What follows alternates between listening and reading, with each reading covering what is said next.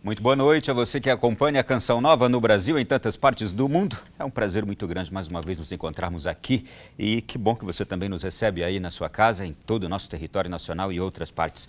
O programa de hoje vai tratar de um tema que tem comovido todo o Brasil, que tem também nos indignado ao mesmo tempo e que deve ser muito bem aproveitado este momento agora como um momento de muita seriedade para autoridades brasileiras, para empreendedores, o grande mundo das gigantescas empresas multinacionais, aquelas que enriquecem o país, se enriquecem, mas que talvez estejam cometendo alguns erros que são importantíssimos hoje para serem corrigidos para o bem da nossa nação, do nosso povo. O tema de hoje, imagino que você já sabe, as consequências da tragédia de Brumadinho. Nós temos aqui alguns convidados, porém quero e gostaria de fazer, antes de tudo, uma atualização dos dados que saíram já na noite de hoje. Os mortos chegam a 110, os corpos encontrados, desaparecidos são 238. Também na noite de hoje algumas importantes notícias que a gente vai deixar para comentar no decorrer do programa e eu gostaria de fazer já a seguinte introdução. Um relatório da Agência de Meio Ambiente das Nações Unidas registrou os maiores rompimentos de barragens ocorridos desde o ano de 1985. Nos últimos 5 anos, ocorrendo 8 grandes acidentes no ano nos últimos 5 anos. O Brasil, lamentavelmente, tem destaque nessa lista por ser o país com o maior número. Foram 3 acidentes com perda humana e dano ambiental de 2014 para cá. Uma barragem da Herculano Mineração, em Itabirito, Minas Gerais, em 2014, com 3 mortes. O vazamento da barragem do Fundão, em Mariana, 2015, com 19 mortes. E agora, a tragédia com grande perda de vidas em Brumadinho. Segundo este mesmo relatório, o evento mais trágico envolvendo barragens de minério nos últimos 34 anos foi em 1985, no norte da Itália.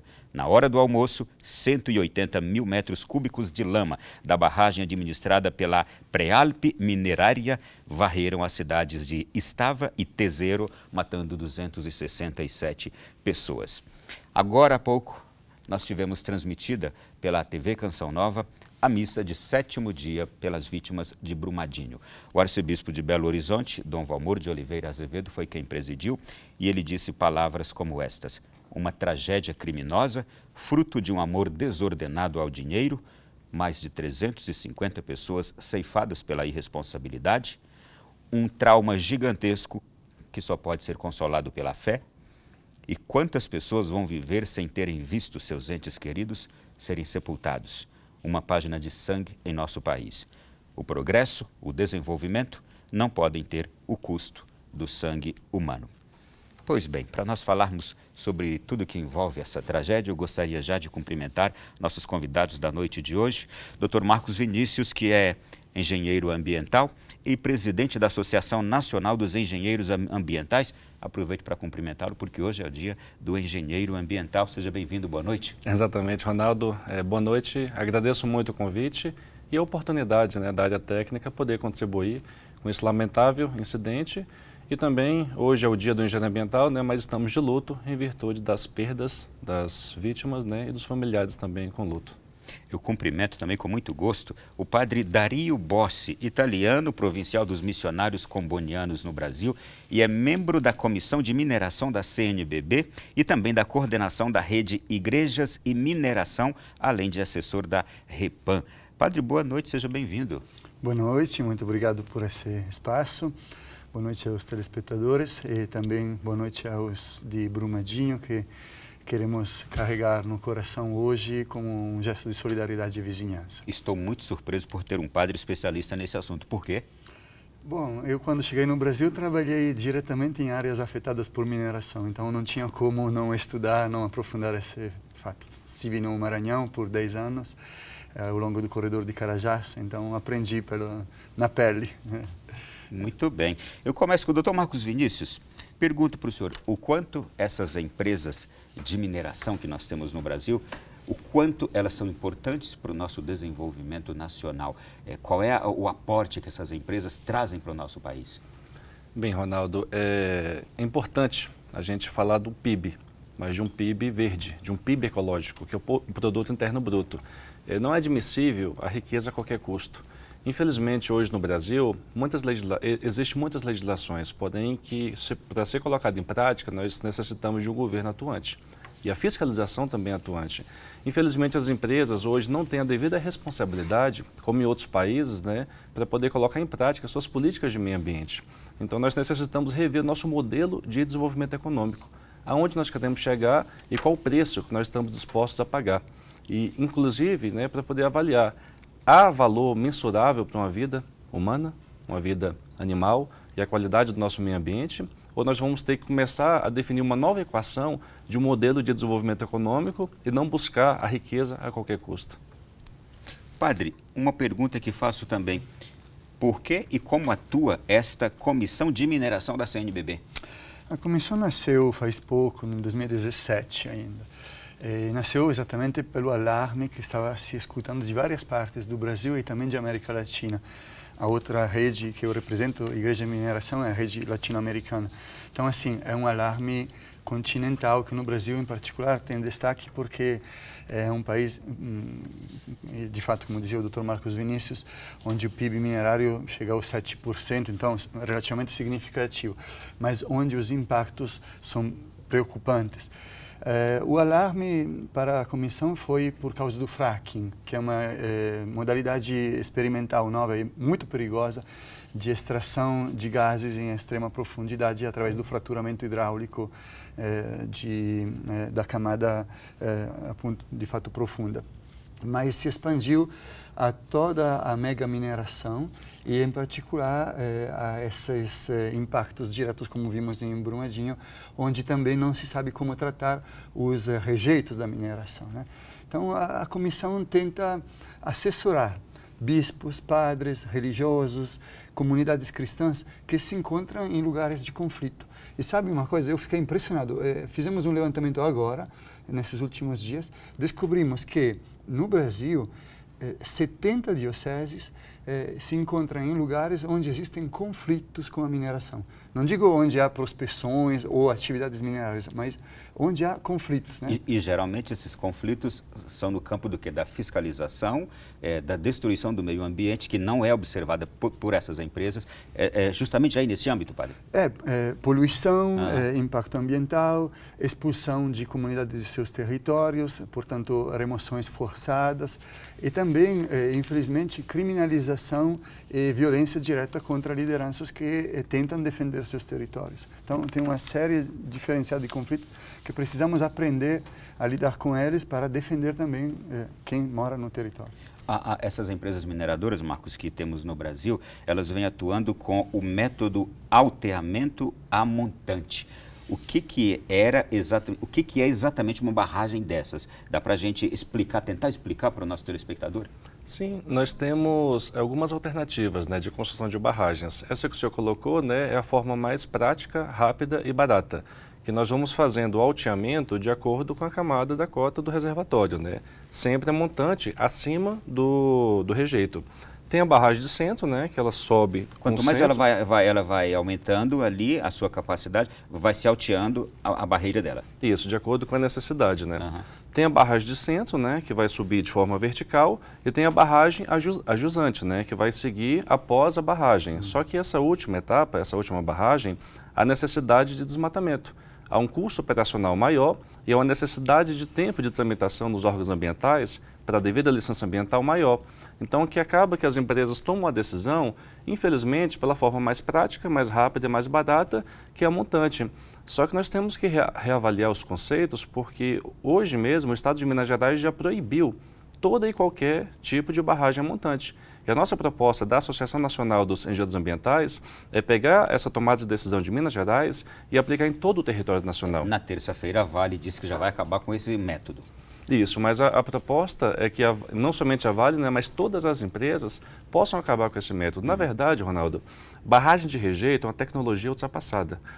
Uma barragem é nada mais, nada menos que um reservatório de decantação, que é a primeira etapa de um processo de tratamento adequado do rejeito. E aquilo é um lixo sem valor. Esse rejeito ele não tem valor nenhum para nada. Pelo contrário, ele tem um valor agregado. Nós podemos, inclusive, reaproveitar esse rejeito para poder criar materiais de construção, como tijolos, misturar areia em argamassa, pode, enfim, ter um valor agregado desse material. Por que não é explorado? Porque hoje vale mais a pena, economicamente, você explorar uma área virgem do que reaproveitar um rejeito. Porque nós não temos hoje políticas públicas que obriguem essas empresas a ter um devido tratamento do seu rejeito. Nós temos outras alternativas para não ter necessidade de barragens, como uma mineração a seco, sem a utilização de água. Então, por que hoje nós devemos utilizar um método ultrapassado, antigo, que está colocando em risco a vida da nossa população e a qualidade do nosso meio ambiente? Então, nós temos que aproveitar, infelizmente, esses desastres, né, para poder repensar o nosso modelo de desenvolvimento, o nosso modelo de crescimento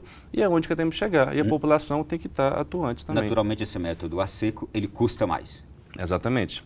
É mais caro. Por isso que as empresas não vêm investindo neste método. Exatamente. Agora, a partir do momento que houver políticas públicas que possam otimizar esse processo de produção, vai baratear o custo e vai ser mais atrativo para as empresas também. Bom, padre, uma pergunta que gostaria de fazer agora.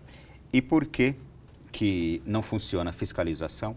O porquê desses conflitos? Por que não funciona a fiscalização no Brasil? Isto é, não existe fiscalização? Ou o governo faz vistas grossas, órgãos ambientais fazem vistas grossas? E a pergunta que eu imagino que tanta gente gostaria de saber: houve corrupção e há corrupção nesta relação governo, órgãos ambientais com empresas bilionárias ou bilhardárias como a Vale? É uma pergunta muito ampla.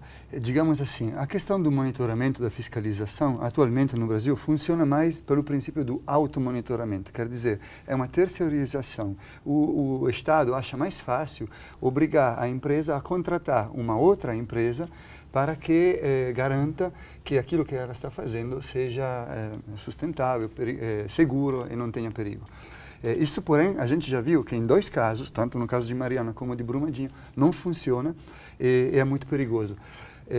Os critérios de monitoramento pelo Estado são muito enfraquecidos. Temos cerca de 24 mil barragens desse tipo no Brasil, e barragem de rejeitos, e só 3% são monitoradas pelo Estado. Só tem 5 técnicos na Associação Nacional de Mineração com competência para fazer essas fiscalizações. Isso mostra que as políticas públicas estão privatizando uma função que é essencialmente papel, em minha compreensão, do Estado, porque estamos vendo que é muito perigoso deixar as empresas se automonitorar. A não ser que se pense em outras maneiras, como alguns colegas, inclusive engenheiros, estão sugerindo, que poderia ser entregar à concorrência de uma empresa o monitoramento daquilo que uma empresa está fazendo. Mas até quando sou eu que contrato uma outra empresa e pago ela para dizer que a minha instalação funciona, é muito fácil que quem foi contratado diga que está tudo bem. É o que aconteceu, tanto em Mariana como em Brumadinho. Então, primeira linha que nós também estamos apoiando muito é voltar a empoderar, a fortalecer o controle público, né? Aí vem a tua pergunta, porém. Há uma relação simbiótica entre governo, e não só este governo, né? É uma história que vem de longe, governo e essas empresas multinacionais. A gente chama até o mecanismo das portas giratórias, pelas quais ex-gerentes, CEOs ou grandes gerentes das empresas multinacionais passam a serem coordenadores de lugares de alto escalão nos governos, no mesmo setor da fiscalização ou do controle. Então, é muito fácil informações privilegiadas de posse, né? Capacidade e interesse em proteger uma empresa desde dentro do governo, interesse em voltar depois à empresa. Sem falar dos financiamentos em campanhas eleitorais, que até antes da lei que vetou isso, no caso da Vale, nós investigamos, o Comitê Nacional em Defesa dos Territórios frente à Mineração fez um estudo chamado Quem é Quem na Mineração e demonstrou quantos financiamentos de parlamentares, de maneira transversal em todos os partidos, vinham de empresas minerárias. Foi muito fácil aprovar o marco legal da mineração porque o dinheiro vinha deles. Lamentavelmente, indícios fortes de corrupção. E agora há pouco, o ministro Dias Toffoli, presidente do Supremo Tribunal Federal, se desculpou em nome do Judiciário por tragédias sem punição. Já é um outro aspecto que a gente vai falar daqui a pouquinho. Mariana, até hoje, não houve uma punição. Mariana, até hoje, a empresa responsável pela tragédia de Mariana, até hoje não pagou 1 centavo de multa ambiental, por nada. Até hoje, vem protelando com brigas na justiça. Talvez esse seja um dos pedidos de desculpa aqui do ministro Dias Toffoli. E também tem a questão toda agora da legislação. Por que não se tem uma legislação eficaz no Brasil? Porque, lamentavelmente, parlamentares bancados por essas empresas estão ali para defendê-las e por isso que a gente tem tragédias dessa natureza. A corrupção humana, lamentavelmente, é uma das responsáveis por um dano tão grande como este. Algo a acrescentar sobre essa pergunta ampla que fiz aqui para o padre, por favor, Marcos? Olha, padre e Ronaldo, eu vejo que o financiamento de campanha, agora, né, com a proibição, vai facilitar bastante, mas a sociedade tem que cobrar. Somos nós que colocamos aqueles parlamentares. E a partir do momento que eles não atendem às necessidades da sociedade e da população como um todo, nós temos que tirar esses parlamentares e começar a pressionar. Eu diria, nessa tragédia de Mariana, há muitos parlamentares com as mãos sujas de sangue, lamentavelmente. Sim. Não é? E também na questão dos órgãos ambientais, que o padre colocou muito bem. Hoje o governo não tem capacidade de suporte de fazer uma fiscalização. Hoje, das 790 barragens de rejeitos, mais de 300, nem sequer foram avaliado o risco que elas estão colocando para a população, para o meio ambiente. E 200 delas estão em alto risco. Então, imagina agora que o governo estabeleceu uma meta de 90 dias para poder fazer uma fiscalização de todas, não somente de rejeitos, como as outras também. Não tem condições, uma avaliação técnica e de qualidade. Então, nós necessitamos rever o nosso modelo de desenvolvimento. Por que o Ministério do Meio Ambiente agora está perdendo algumas pastas, secretarias para a agricultura? Então, qual o tipo de interesse que tem por trás disso e quais são as consequências que o meio ambiente pode sofrer, bem como a população? Então, de certa forma também, o modelo antigo também não era eficiente, porque não adianta nada o IBAMA chegar e dar multa de 5 milhões, 10 milhões, 15 milhões para o agricultor que está ocupando uma área que eventualmente recebeu a licença estadual, mas tem um órgão federal que não conversa com o órgão estadual. E esse emaranhado de políticas públicas que nós temos também causa uma confusão tão grande que acaba tudo dentro do judiciário. Inclusive, esse desastre que aconteceu em Brumadinho, é muito importante que a empresa tome atitude para não esperar o judiciário tomar uma decisão, que nem aconteceu em Mariana e da Boate-Kiss, que a sociedade cobra uma resposta. Então é importante que a empresa dê um passo à frente e possa fazer acordos para poder otimizar o ressarcimento de parte dos danos e aliviar um pouco da perda, né, que essas famílias tiveram. É um momento importante para políticos, parlamentares e o mundo do judiciário pararem também, talvez chorarem a dor deste povo de Brumadinho e amanhã já começarem a trabalhar de verdade em prol do Brasil e não de seus interesses. Vamos para o nosso primeiro intervalo, a gente volta já já.